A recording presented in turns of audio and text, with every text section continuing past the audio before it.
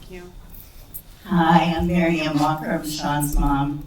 And our first question that they asked us was how we supported self-advocacy and self-determination.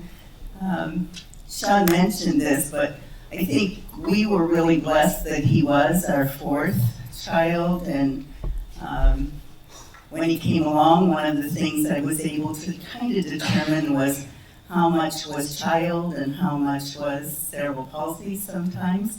And he's right about his older brothers and sisters. They helped with self-advocacy. I still remember friends being horrified because they would play Nerf ball and hit each other on the head, and Sean too with the Nerf balls, or the day that they fed him a lemon to see what his reaction would be. People thought this was just horrible, but I always looked at it that Sean was bigger than the disability, and so from that standpoint, it was one of those things that in itself was advocating for him. Also, we did go to United Cerebral Palsy for his preschool first, and we used to have, the moms would stay in a kitchen and we had our own support group. And then while they were having preschool, and I think, I didn't realize it then, but I think that was also a way that I became one of his advocates, because in learning about the other kids and also seeing him just having the fun in preschool, and also, whenever he went to Youth Challenge, also he went at 4 years of age, and he's still with them to this day, as he said, as a coach. But the day that he went in there, he said to me, he turned around and said to me, "You can go home now." He's 4 years old. I'm still worried about his disability and everything, but it was one of those things that Sean was, he was like self-determined, I think, from day one. Even through the sports that he did, he loved sports from the time he was little, and he used to do sports through therapy. I think one of the very biggest things that I saw in advocacy for him, and I was so proud of him, we may get into that a little bit more with hurdles, but that came in junior high and high school, a lot of those things. But one of the things that we did that was a big advocacy for him, going all through school, and I think you can do it at any level, we got his teachers and the students together at a very early age, explained his disability and explained what it did to him and his body. And he had more friends and more protectors all through school because of that. That's awesome. Hi, I'm Priscilla Dan, Molly's mom. We kind of did an unusual way to help Molly get self-determined. We kind of pushed her out of the nest. We did not do well living together all the time, but we wanted her to have a good life. So we found her an apartment, we paid for the apartment, we got her a car. So by that virtue, she was forced to learn on her own. We were also her safety net, so she wasn't totally alone.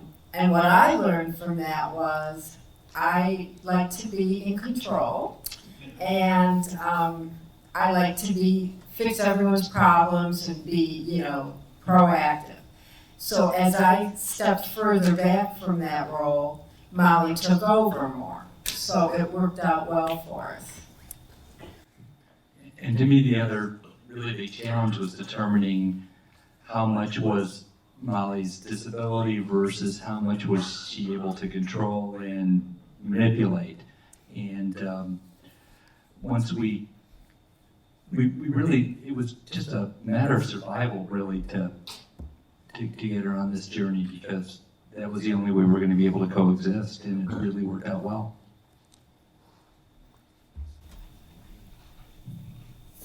Hi, I'm Susan Blatt. I'm Grace's mom, and our journey, which we are definitely still on, to self-determination for Grace, I would say, to describe it with one word, is that it's very fluid. It was certainly not anything that I could plan or that she could plan in the early years of elementary school. I can't even say we really thought about planning much because we were so determined to just get through elementary school and get those social skills under control and really find out what it is that she wanted to do. So after elementary school, high school, she chose her own high school. She had a plan, she was very excited about it, and it started out great until it didn't. And then we had to drop back, we had to say, okay, what's next? And Grace then had to make a plan. It's a huge disappointment in life to have to make a plan at that age and say, well, this isn't working, I need something else. She chose another school. It worked very well for her. And so after that came college time, and I wanted her to make her own decision where she wanted to attend and what she wanted to study, and she wanted to do that very much. And so she made that plan, and as she mentioned, she started out and went great until it didn't. And so then it was time to make another plan. The things that we've learned through this and by keeping it fluid is there's never a dead end. There are always options if you're open to them. We're very open with each other, as she mentioned, and I think was trying to really bring across is being very honest. This is the situation. These are the challenges, and this is probably how other people are perceiving this. So you've got to work around it because autism doesn't go away. And it may seem unfair that you are the one making the adjustments, but you'll be the happier person in the long run. And so she's really learned to make those adjustments. The journey looks a little different. As she mentioned, she has 2 siblings. I have 2 other daughters that have Down syndrome. So now we're on a journey also there. It looks very different because every person is different. And so the path that she's on, she's able to be much more involved in it, and that's wonderful.